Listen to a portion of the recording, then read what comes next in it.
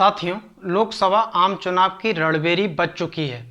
सभी दल चुनावी तैयारियों में जुटे हैं। ऐसे में बहुजन समाज पार्टी भी पूरे दमखम के साथ चुनावी मैदान में उतर चुकी है। लगभग 25 लोकसभा सीटों पर अपने प्रत्याशी घोषित कर चुकी है।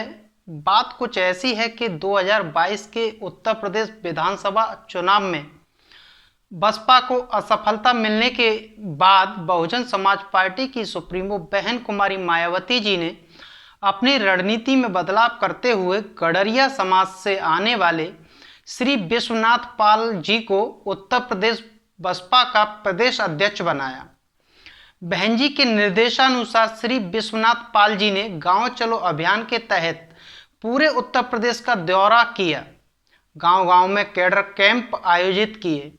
इन कैडर कैंप का उद्देश्य यह था कि भाजपा को मिलने वाले पिछड़े समाज के वोटों को रोकना और दलित और पिछड़ों में भाईचारा स्थापित करना।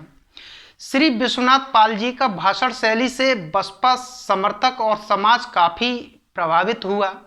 अब सवाल यह भी उठता है कि क्या पाल बघेल समाज बहुजन समाज पार्टी की तरफ रुख करेगा? क्या पाल बघेल समाज श्री विश्वनाथ पाल जी के सम्मान में बहुजन समाज पार्टी के पक्ष में खड़ा होगा? ऐसे कई सारे प्रश्न निकल कर आते हैं। गडरिया समाज के सम्मान में बहुजन समाज पार्टी ने अब तक 2 उम्मीदवारों को मैदान में उतारा है। इटावा लोकसभा सीट से हाथरस से सांसद रही सारिका सिंह बघेल को उतारा है, तो वहीं हाथरस सीट से सॉफ्टवेयर इंजीनियर हेम बाबू धनगर को टिकट दिया है। उम्मीद यह भी है कि अभी 1-2 सीट पर पाल बघेल समाज से प्रत्याशी और भी उतर सकते हैं। यहां यह जानना जरूरी है कि इटावा सीट से उम्मीदवार सारिका सिंह बघेल पत्नी श्री देवेंद्र सिंह बघेल का मायका इटावा के ढोकरान टोला में ही है और वह कांग्रेस से विधायक रहे घासीराम जी की नातिन है।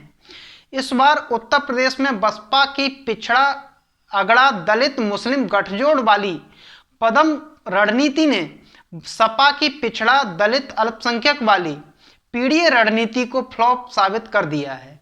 पीडीए की हवा निकल चुकी है।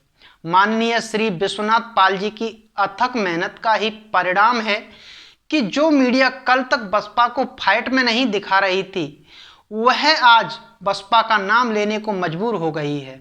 और जब बसपा अपनी रणनीति के साथ धीरे धीरे अपने प्रत्याशियों का ऐलान कर रही है, तो सपा भाजपा जैसी सामंतवादी मनुवादी पार्टियां बसपा की पिछड़ा अगड़ा दलित मुस्लिम गठजोड़ वाली पदम रणनीति की सोशल इंजीनियरिंग से घबराई हुई हैं।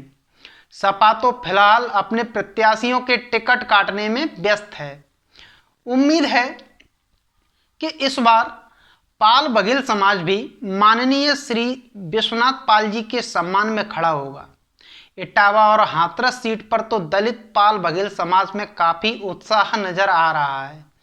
यदि बसपा इन सीटों पर दलितों के साथ साथ पाल बघेल समाज का मत हासिल कर लेती है, तो निश्चित ही यह जीत पाल बघेल समाज की जीत होगी और निश्चित ही इसका श्रेय बसपा के प्रदेश अध्यक्ष माननीय श्री विश्वनाथ पाल जी और बहन कुमारी मायावती जी को जाएगा।